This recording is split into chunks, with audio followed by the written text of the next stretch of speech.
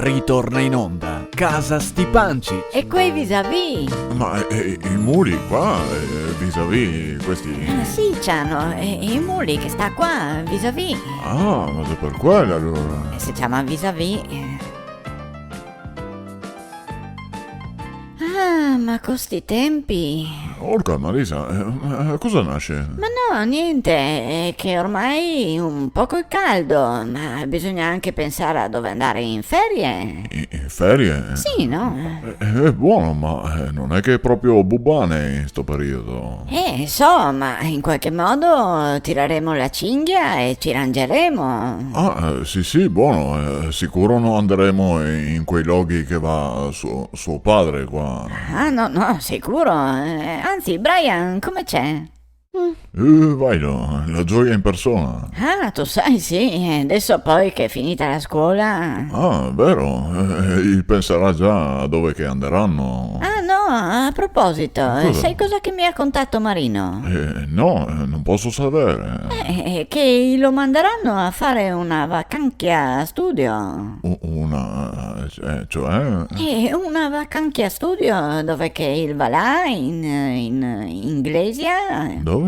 Là in Inghilterra, dove che gli impareranno a parlare bene in inglese. Ma come te vuoi che parli se non dici mai niente?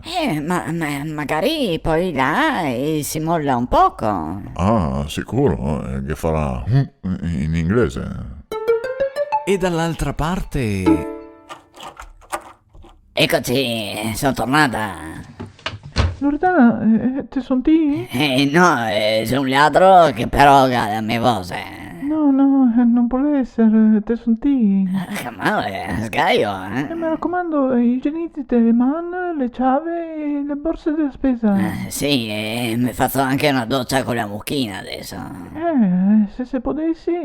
Bon, dai, aspetta che mi metto qua, sto benedetto, cioè... Ecco, brava. Ciao, che fora, ma sai che io becca qua sotto? No, chi? Era Giusy, ti ricordi?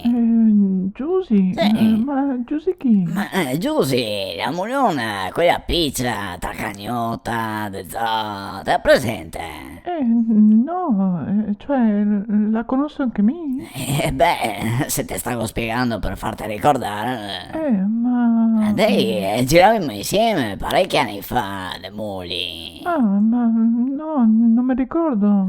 Cioè, ma cosa che ha anche l'Alzheimer? No, te prego, non sta a scherzare con le malattie? No, boh, insomma, te contavo, sta Giusy stava portando a pissare il suo cagnetto. Ma fare i bisogni, ti intendi? Sì, ma fa conto, una stella di cagnetto, cioè era come un batuffolo, tutto peloso, bianco. Ma non te lo avrà mica toccato, no? E come no, tutto coccolo, cioè giocava come se mi conoscessi.